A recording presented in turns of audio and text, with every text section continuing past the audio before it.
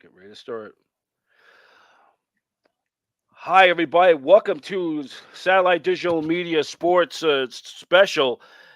We're here at Brian Professor B. Davis here in San Francisco, California, in the Bay Area. My special guest today is a man very known throughout the greater San Diego area. He is the former voice of the San Diego Chargers and the Seattle Seahawks.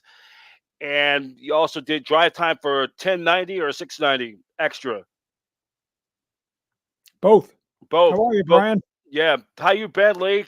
It's I'm like, excited. NFL season is upon us, so we got a lot to cover. So yep. we're going to talk about the division by division races and storylines with coaches and new faces, new places. So let's get at it. Okay, and definitely, yeah, we're gonna start off with the NFC near home. We'll start off with the best for last is in the. We'll start off with the NFC East. What are your thoughts of that division? Well, I think the big storyline that I'm going to write about, I have a website, leehacksawhamilton.com. I write on it every day, and I'm in the Yep. process of writing a column, an NFL preview column. And in the NFC East, I think the words to use to describe will be explosion or implosion. I'm making reference strictly to the Philadelphia Eagles. They got Jalen Hurts back. They got Nick Sirianni back. They had a miserable end of last season. They shook up Horrible. the roster. They shook up their coaching staff.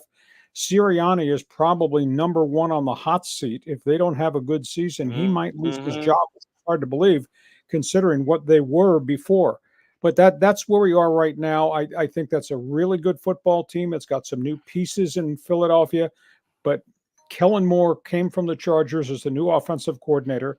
They're going to give Jalen Hurts a lot more responsibility with the offense. So I think this is going to be very intriguing to see. They drafted a ton of defensive backs. They're going to try to change the chemistry on the back end. So I got Philadelphia number one. I got Dallas number two. Now, they got Dak, and obviously they got CD Lamb signed.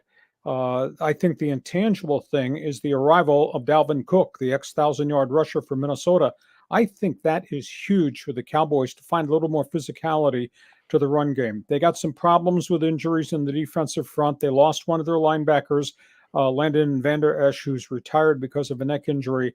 They're going to Mm. be good, but I don't think they're better than Philadelphia right now. And then the other two teams, the Giants, I think, are going to be miserable. I mean, Daniel Jones has had injury problems at quarterback.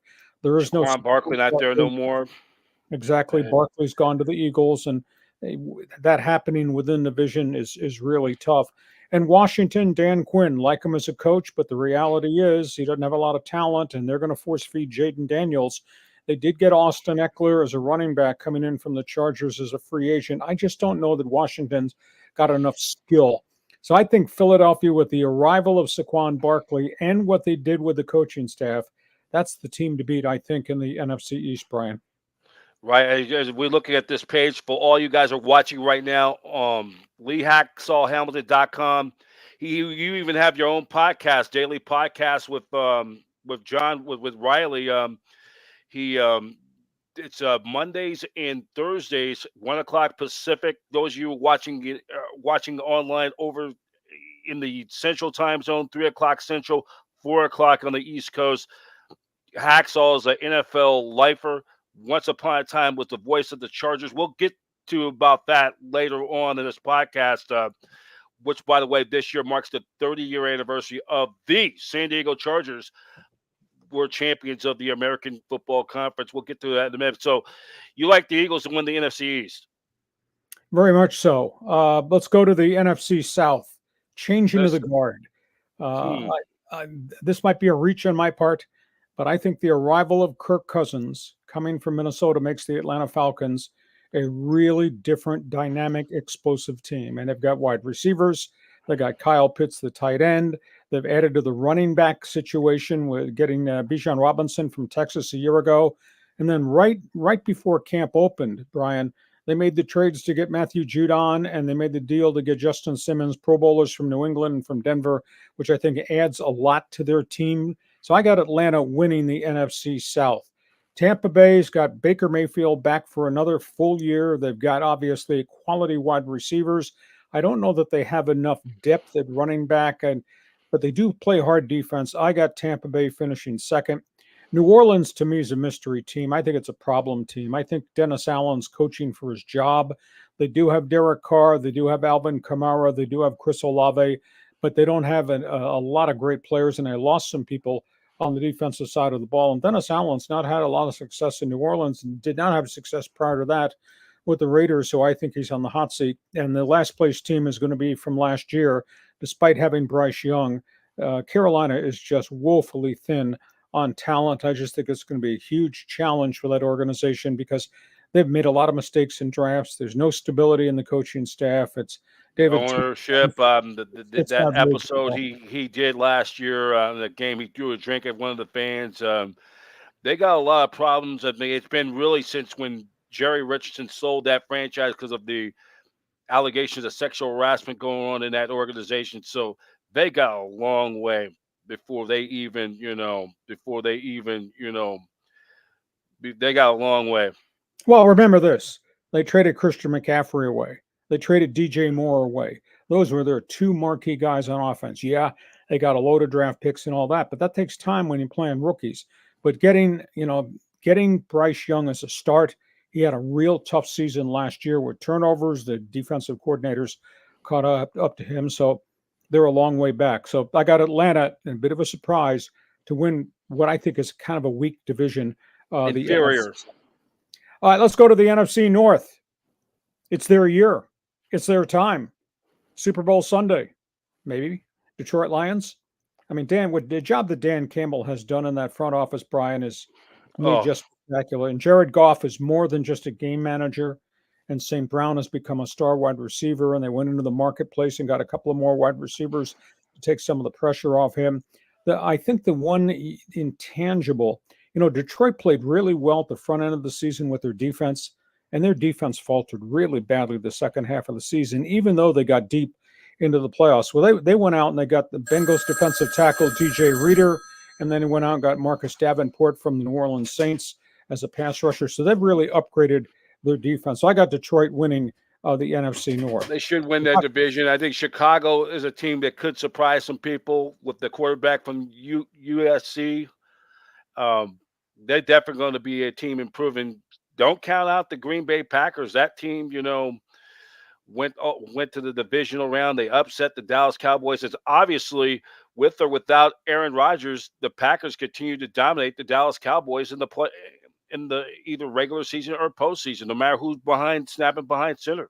Well, you stole my thunder here because I got Caleb Williams elevating Chicago to where Chicago's not been, Brian, in a long period of time. They've never had a quarterback this dynamic.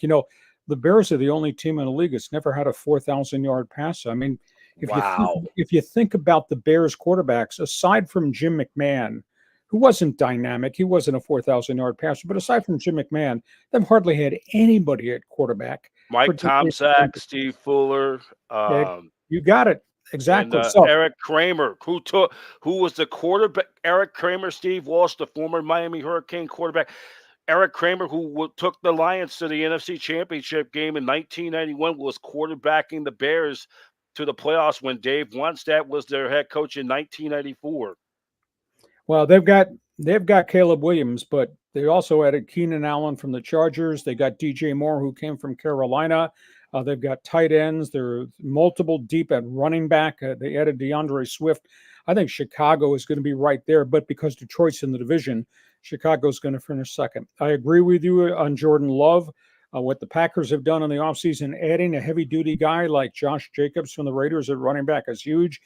Do they have enough defense? That to me is a big question in Green Bay.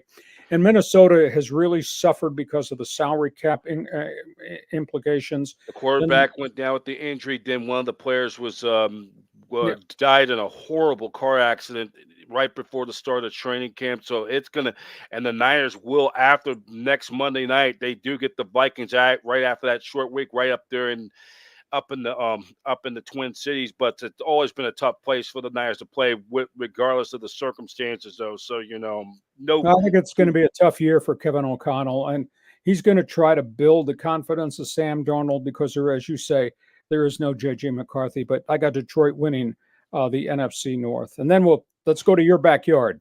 NFC West. Heading home. The NFC West. Niners in the NFC Championship game in 3 of the last 4 seasons, or 3 in 99 or 19, 21, 22, and 23. 4 of the last 5 years. Best record in the NFC since 2019. They just signed Brandon Ayuk in late afternoon yesterday. They signed Trent Williams to the contract. But the biggest story was what happened to rookie wide receiver Ricky Pearsall and that horrible shooting downtown at Union Square on Market Street. I'm very familiar with that area. In broad daylight, while he was at a doing a function autograph signing, he got pulled by he got robbed at gunpoint, and fortunately he was able to get out of there. Nothing hit his organs. That's such a horrible ordeal, and they did apprehend the 17-year-old. He's from Tracy. Maybe for a lot of our viewers at home watching, don't know where Tracy is. It's in Central California. It's about an hour and a half out east of San Francisco.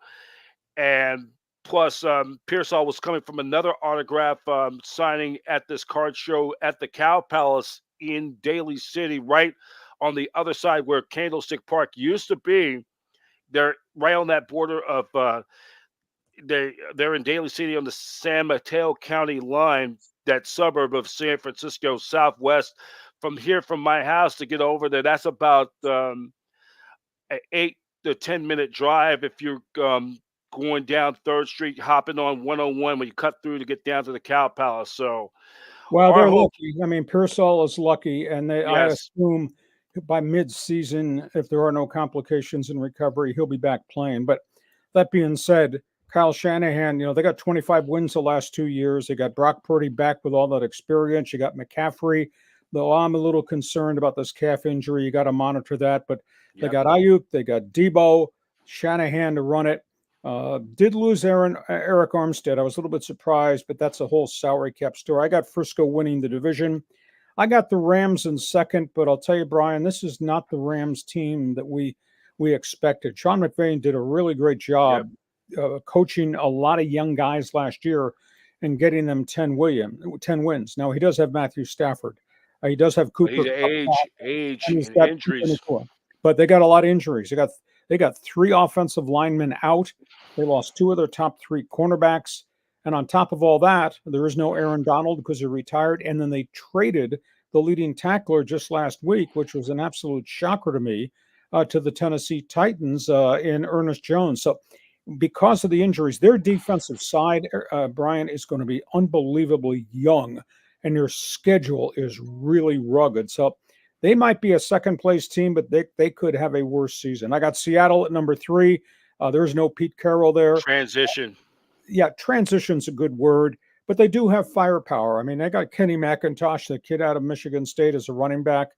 They've got 3 wide receivers. They have drafted well in the offensive front. Geno Smith is still there, trustworthy. I don't know if they have enough defense. I got Seattle number 3, and I got Arizona number 4. And you say, why would you do that? Well, they do have Kyler Murray. And obviously, they got the heavy-duty running back, James Conner, who's finally stayed healthy. And they got Marvin Harrison. But I don't like their offensive line, and I think they got holes on the defense. There's a lot of internal front office turmoil there. Yep, still a lot of problems there. I mean, I think they're not going to be that bad. They're not going to be that bad, but they still got some internal stuff going on. Yeah, so I got Arizona finishing number 4 in that division. So that's the way I look at the NFC, and I think we're talking Detroit, San Francisco, NFC Championship game, Brian. Okay, and then and those 2 teams will play on Monday Night Football on the second to last day, full day, calendar day of 2024 on the 30th, the day after my birthday.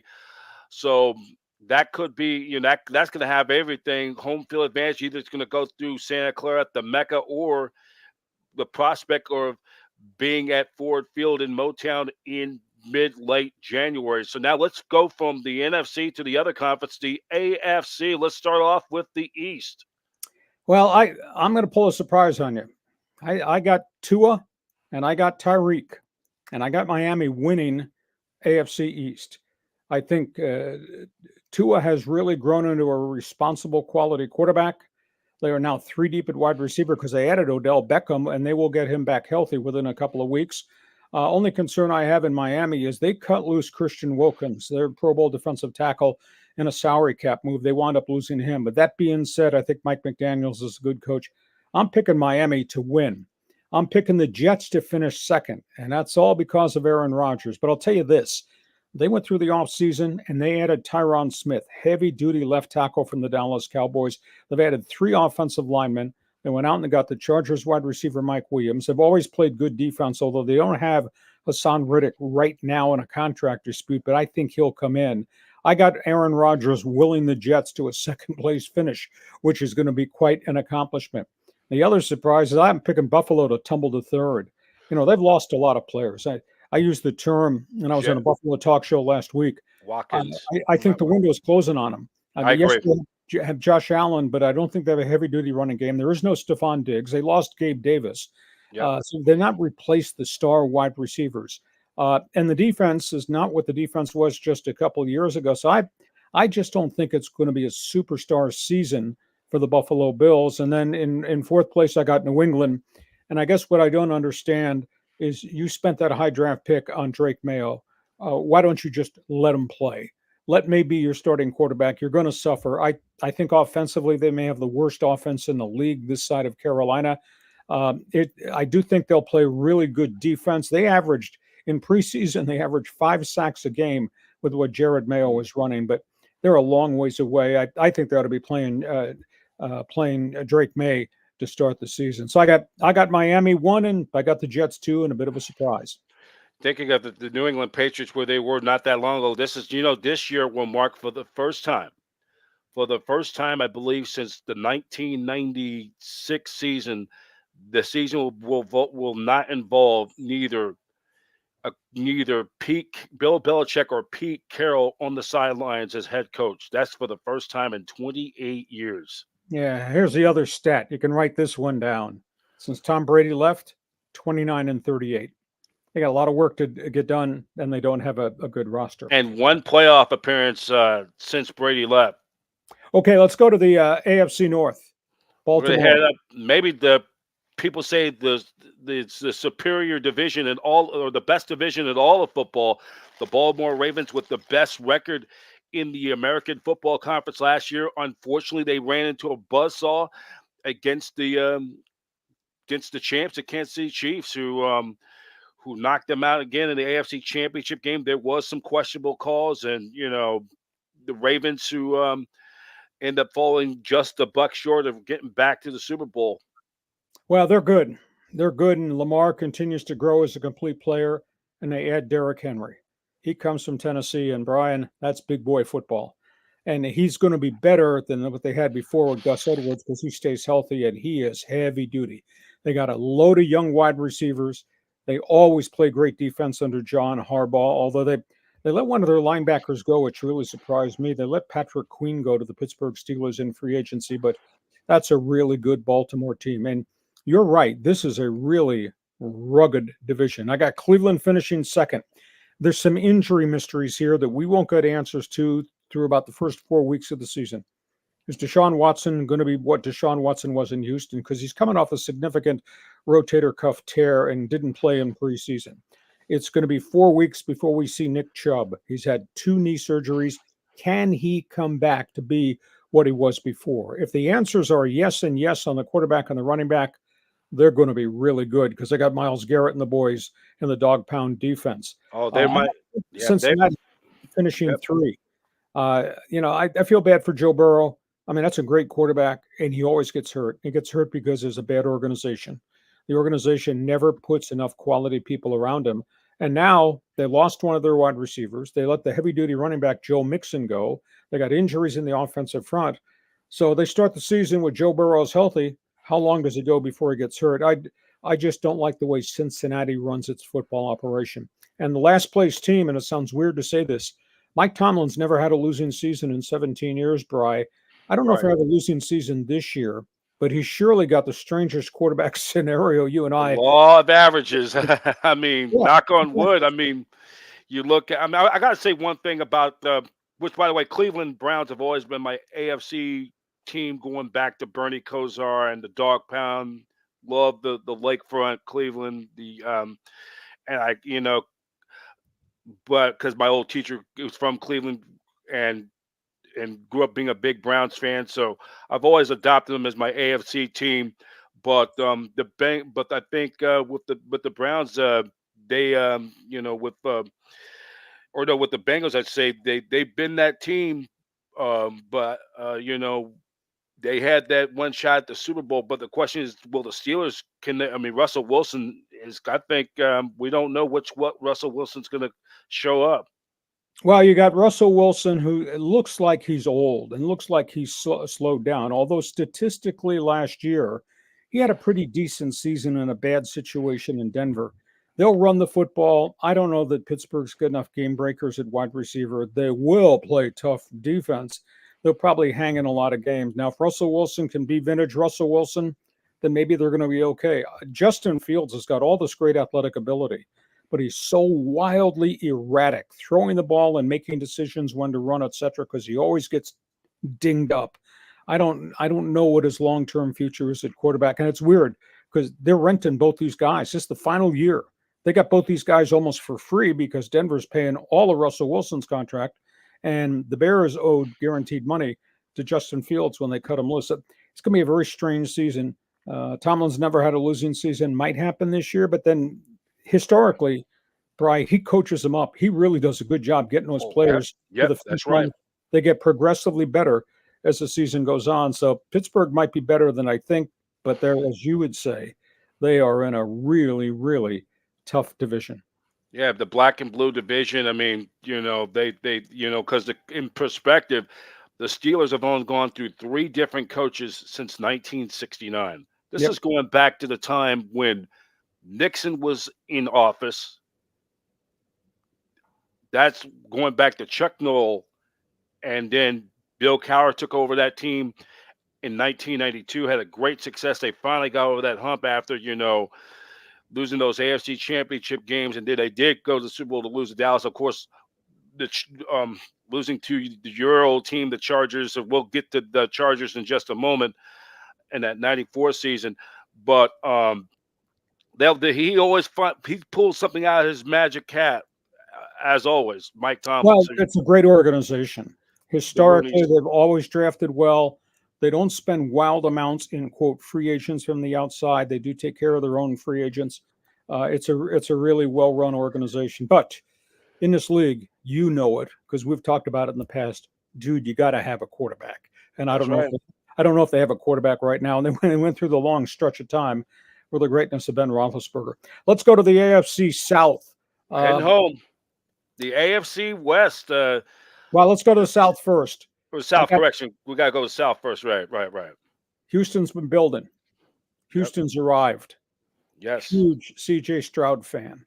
All those young wide receivers. And then they go into the marketplace and they make the deal for Stephon Diggs. Now, he's going to have to toe the line. He can't be a distraction as he was in Buffalo and as he was before in Minnesota. But I think C.J. Stroud's got so much firepower around him. And then they went into the free agent market in the offseason, and they got Minnesota's top pass rusher, Danielle Hunter. So he comes into a young defense that they've really drafted. So I think Houston's arrived. I just have DeMeco Ryans. I mean, I like the guy, former defensive coordinator for the 49ers. And, that team, they look very progressively in that playoff, the turnaround. In retrospect, look where they were 5 years ago when they had that, they squandered that, they blew that 24-0 lead against the Kansas City Chiefs.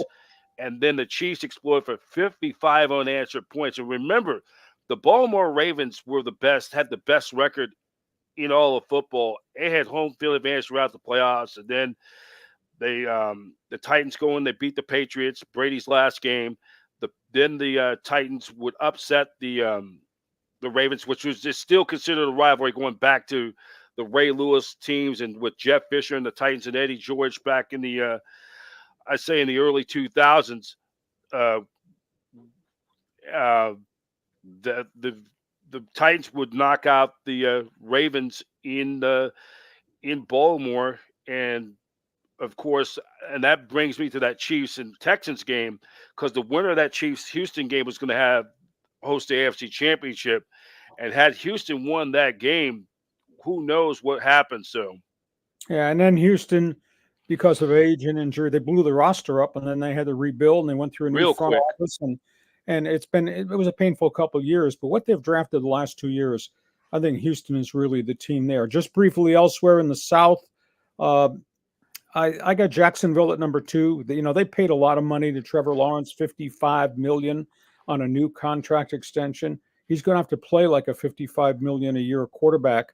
But they've gone into the marketplace. They upgraded their wide receiver core. They got Eric Armstead from the 49ers to help what I think is a pretty good defense around Jonathan Allen. Schedule's a little tough right out of the gate, but I got Jacksonville finishing second. Indianapolis, to me, is a unique team. They got to keep Anthony Richardson, last year's number one pick, from rushing the football. If they can keep him in the pocket, he'll make a pile of plays. But he ran so much so early last year, and then he suffered a catastrophic shoulder injury.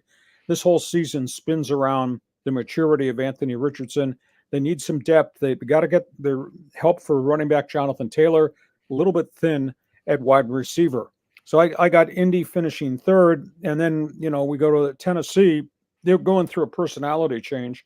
They do have the quarterback in place in Will Levis, and they force-fed him last year, and he did okay, then he didn't okay.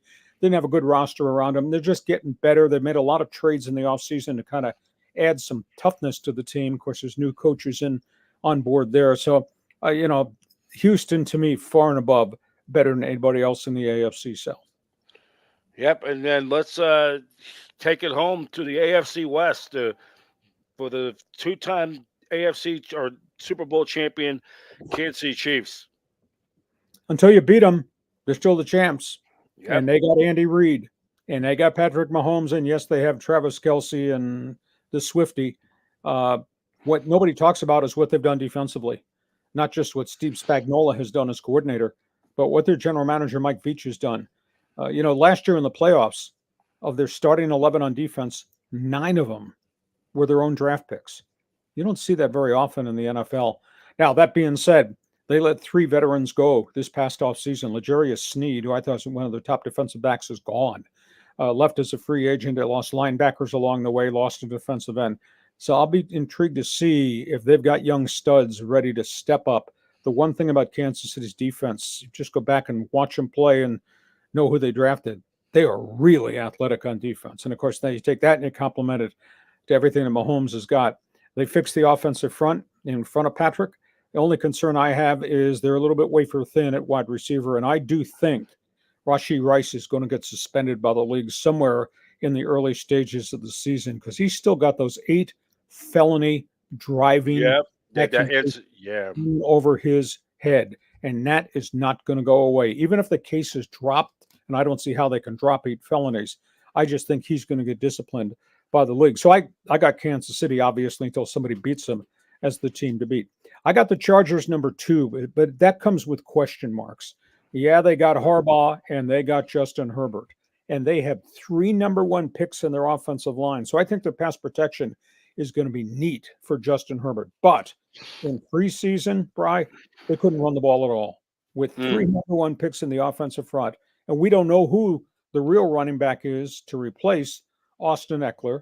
And there is no Keenan Allen. There is no Mike Williams. So we got 3 or 4 younger receivers that got to prove that they can do it. Now the question is maybe Justin Herbert's greatness makes everybody around him better. So at the end of the day, I got the Chargers finishing second, but there's some questions there. I will tell you this. Jesse Minter comes in with Harbaugh from Michigan. What he has installed in blitz packages, and he's got 7 linebackers who can run. This is going to be fun to watch. They're going to need it because I don't like the defensive tackles at all. I do think if they can keep Herbert upright, I think they're going to be good. Third team in the division, I got the Raiders, and they could finish second. I guess the whole Raider thing swirls around Gardner Minshew. I call him a gunslinger, Brian. He'll throw touchdowns, but he'll throw interceptions. He fumbles the ball a lot. He's taken 105 sacks in 4.5 years as a part-time starter quarterback. So if Minshew can mold himself to make plays and not make mistakes, then they're going to be better than anybody thinks. However, they don't have Josh Jacobs at running back. That's a big loss. Do have Devontae Adams. Do have Jacoby Myers on the other side, the expatriate receiver. And there are a couple deep at tight end, including Brock Bowers. And I'll tell you that the acquisition that's going to turn their season is Christian Wilkins coming from Miami. You put him alongside Max Crosby, and then they got Mal Kuntz on the other side. That's a pretty good front. And their linebackers have always been active. Don't know if they have enough defense, but I got the Raiders finishing a close third, might even be a second place team. And in Denver, the storyline is how quickly does Bo Nix grow in Sean Payton's offense? The other storyline, for the first time since Payton has been there, they got all three of their running backs healthy, got all three of their wide receivers healthy, and their defense grew last year. They'll be better. Usually when you say, oh, somebody's going to finish fourth in division last place, you're thinking, well, hell, they might be 4-13. I don't think Bo Nix is going to allow a 4-13 team. How far they go, how deep they go into the season remains to be seen. They could be a 500 football team if Bo Nix is as good as Sean Payton thinks he is. So we got Kansas City, a battle for second place, and then how quickly does Bo Nix grow into be an NFL quarterback? I think the AFC West that's going to be fun to watch. Yep, and that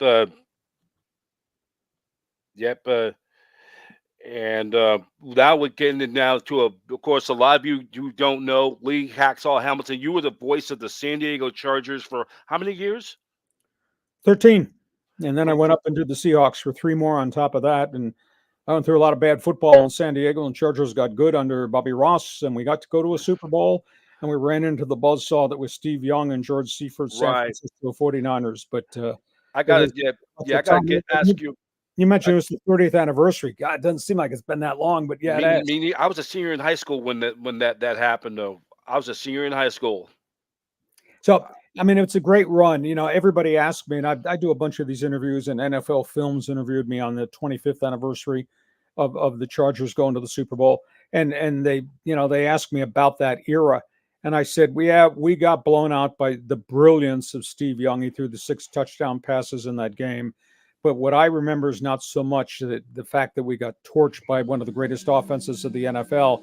What I remember is the journey. You see some of those old highlights right there. Stan Humphries, and he is right here. This is the AFC Championship. Who was that? That is Alfred Pacino for that big touchdown right there. This was I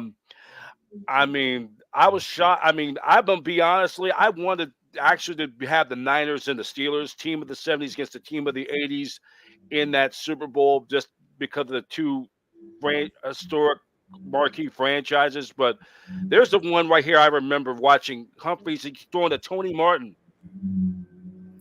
Well, we went into Pittsburgh as underdogs. We had beaten Miami the week before. What I was going to say was, Super Bowl Sunday was really a blowout, and I respected the 49ers because I thought they had one of the greatest offenses of all time. But I remember the journey from a bad team to a good team, and the games they won on the road that we never thought we'd ever win at Arrowhead against Schottenheimer. Never thought we could beat Al Davis and the Raiders. Woo! We won a huge game in Seattle when we were losing and we couldn't handle the blitz, and yet they came back and won. And then we did to Pittsburgh what we did to Pittsburgh. And I remember going into that AFC Championship game, Brian, and Pittsburgh went down the field with Neil O'Donnell in the first possession and scored. And I thought to myself, oh, this is going to be hard because it's Three Rivers and the terrible towels and it's Cower and all that. And at the end of the day, we ran the football. And then they played really good defense, and they slowed O'Donnell down, and they slowed down Barry. Look, this clip right here, this was the play that got the Bolts into the Super Bowl in Miami. One thing about Gibson breaking that, I gotta even say, that weekend when they beat I think the Chiefs, that was the same Sunday the Niners were playing the Dallas Cowboys. That was the two main feature games. The Chargers beating the Bolts beating the Chiefs twice, and the Niners winning against Dallas to put them in a position to put them in a position to get that home field advantage for the NFC, to host that NFC Championship game. And then at the end of the day, you only get one chance to do this, and the Chargers earned their way to the Super Bowl, and they got buried by the greatness of Steve Young and all the dynamics. And the players said, "Well, we'll be back." Well, that never ever happened. They never got back.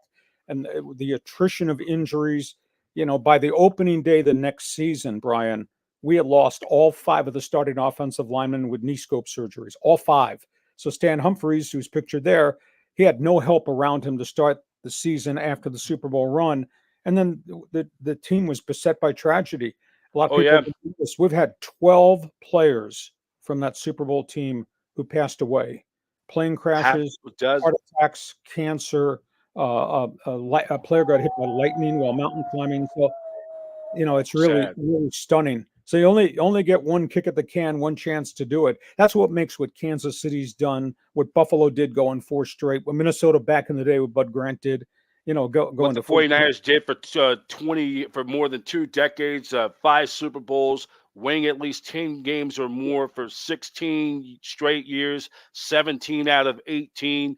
They only missed the playoffs, I believe, only just in that between 83 through 98. They only missed the playoffs just once, only twice in that 18, 19-year period. I mean, if you just throw away the strike season of 82. But you see, I in perspective, I talked to a lot of 49 fans, a lot of young Niner fans who are 30 and under. They've never seen the Niners win a Super Bowl. You just don't get these many chances with this salary cap. And I can remember after when the Niners won that 5th Super Bowl, the big loss was Ricky Waters when he left the Niners to go to Philadelphia. And that really hurt the Niners' chances to repeat going forward because you don't replace it back. Game. It's a really different game right now. But I think if you look in the rearview mirror, you appreciate great organizations. You appreciate what the DeBartolos did. That's you appreciate the brilliance of Bill Walsh, and then he handed it off to Seifert. But like anything else, and then the rules changed, the salary cap changed everything, injuries, hard cap, changed everything along the way too. So so it was a once in a lifetime opportunity to experience it with the Chargers. But that was a long time ago. Hard to believe it's been 30 years this season. And of course, it's sadness here because we lost our team. And the owner pulled the team out of San Diego after 55 years of loyalty. I feel terrible. One of the sad things to me is it's like our community has forgotten how great that 1 year was with the Chargers and what the Chargers meant to the community. Now, granted, we're a baseball town now, and the Padres are just become spectacular, and the community's embraced the baseball team in town. But it's too bad because it's like nobody talks about the Chargers except if I'm around, somebody will bring it up, and then we start having conversations, and they remember what they remember and ask me what I remember, etc. So, but listen, it's opening weekend. I'm ready. You're ready. Yeah, it's busy. It's like, hey, are there still a lot of Charger fans in San Diego? I'm just curious, though, because I know they might have to make that trek from San Diego, take that hour, 30-minute drive from the San Diego freeway to get to SoFi Stadium. I don't think anybody from here is going up there. Their TV ratings are about 50% of what they used to be when they were the San Diego Chargers. They used to get a 30 share on Sunday on TV. They get about a 15 share. I don't know if people are watching it because they're still Charger fans or if they're watching it because they hate the Chargers and want them to lose. My favorite phrase is, I hope Justin Herbert goes 17-0. I hope Gene Spanos goes 0-17. I remember that quote. Yeah, I mean, it was too. I felt bad for a lot. I take a little slack with some fans saying, "Oh yeah, I'll call the Santa Clara 49ers," but that's a different story. But but then you were there from what year again? From 80 what to 90 what? I started in 1987, and then of course we went to the Super Bowl in 1995, and then the franchise. Boy, when did the franchise move? 8 years ago, 7 years ago. Wow. So yeah, because you was there when at the end of Dan Fouts and Kellen Winslow's Hall of Fame careers, and went through the rebuilding process, and then you had Bobby Ross. I mean, he got a share of a national title with Georgia Tech in 1990. They split it with, I believe, with Colorado, and then we had Boss Ross, and then we had Marty Ball, and what was the fallout between Bobby Ross? We thought Marty Schottenheimer was going to get this thing to the Super Bowl, and they got to the AFC Championship game, and they couldn't get beyond Brady and Belichick, and Rivers was hurt, and Tomlinson got hurt. So they had one kick at the can there. Like I just reiterated, you only get one chance to do this, That's right. It's got to fall into place. Hey, Brian, it's good to talk to you. I hope you enjoyed our NFL preview. For all your viewers, if you want something different, I have my podcast. It's on YouTube. It's just Lee Hacksaw Hamilton. I have a That's sports right. website. I write on it every day of the week. I cover everything. You need to read it every day, Brian. It's Oh, leehacksawhamilton.com. I'm already subscribed. I am subscribed to that. It's some great content that you inspired me because I want to do something similar like you doing. Do some content because I've been in this broadcast business for nearly a quarter century. I started my career with the University of San Francisco doing Don's baseball as a reporter. Did some part time play by play. I left a couple of years ago. If you never didn't know because of the stuff that went down, and I'm just thinking Coach Neo Giarratano give me that opportunity. I'm just fighting for him to get him cleared for any wrongdoing. And I think it was just time for me to move on. But in this business, I mean, I think things didn't work out for you in San Diego because I think we had a conversation a while back because when the Spanos parted ways because of you you know because I think some of the decisions with the Chargers personnel and it moves around. Everybody moves around in this industry, but I for all you people, check out his website, leehacksawhamilton.com. You're on again Thursday from 1 till about what, 2 or 3 o'clock, right? Yeah, we do an hour and a half most on Mondays and Thursdays. Yeah. Brian, good to talk to you. Maybe we'll get a chance going to the playoffs to do it again. Hopefully, yeah, around mid-season. Thank you very much, and stay safe and stay cool. Talk to you again. Thanks, Brian. Be well. All right, that is All right, that Lee works. Hack.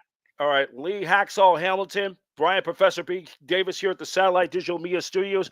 Our 2024 NFL preview here on our flagship Satellite Digital Media, as we're just wrapping it up with Lee Hacksaw Hamilton. Uh, Great guy. He's a Chargers San Diego lifer, former voice of the Chargers from 1987 to about 1997 or 98. He did the Seattle Seahawks, and so he's an NFL broadcast writer, lifer. And you talk about, on these podcasts of you only get one chance in life when you have these opportunities to go to to a World Series or a Super Bowl. And I think doing this podcast, it puts things into perspective. It puts things into perspective. You only get one chance at these here and there because you're not promised you're going to get back there. Uh, and Leah Hacksaw also did 690, 1060 Sports Extra down in San Diego. And, it's a great town, not a great town to go right now because of the heat wave, but, you know, but he's a lifer. He, been with the Chargers for a while and still keeps base. And you have to appreciate life when you have opportunities like this. These things don't happen too often, just like we were just mentioning, about the thing with Nino Giarratano and USF Don's baseball, the way how things unraveled because of the controversy in the con- in the controversy that hold on.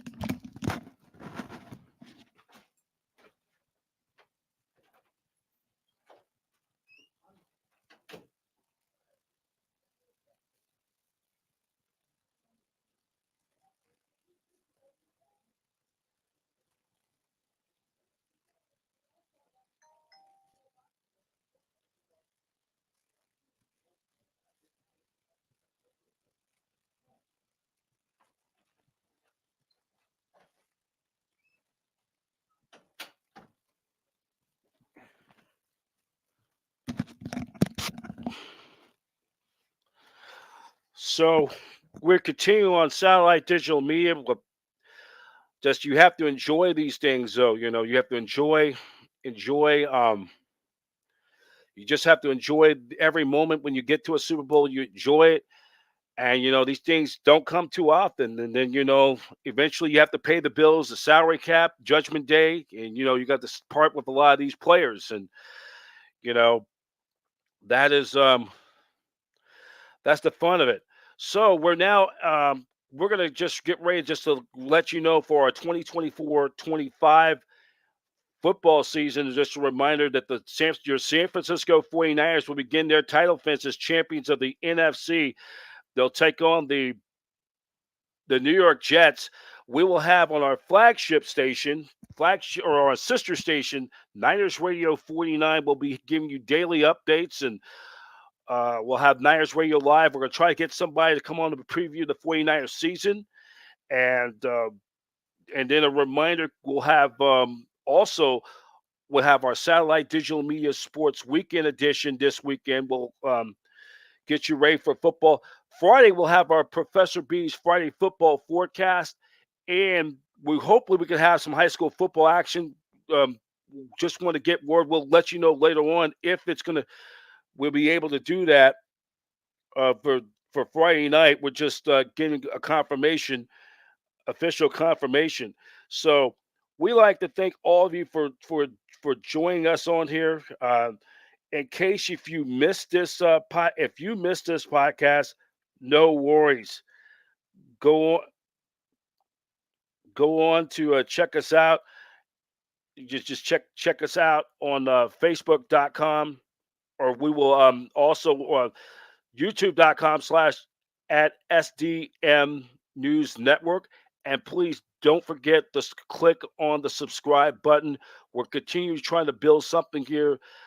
We could get many subscribers, and we're gonna be doing some stuff this year. Also, just a reminder, on our flagship, I should say, on our sister network, Niners Radio 49, we will be doing this year. This year marks both two anniversaries: the 40-year anniversary of the Niners 1984 NFL season when they went 15-1. It was a Super Bowl season when they went 15-1. We'll be recapping each game every week from that season all the way through Super Sunday, and we're going to recap for the 1994 Niners, the last Super Bowl win. We'll recap all the wins, each week of how we probably do a highlight clip or something like that as well. So we'll do that on our YouTube cast, and then we'll just do the video stuff on Facebook, because we don't want to show no full video if we're getting revenue, just because of the respect of the copyright, and we don't want to have no problem. So that's going to do it for now. Brian Professor B. Davis, thank you for our special guest, Mr. Lee Hacksaw Hamilton. And once again, if you want to check out his content, go to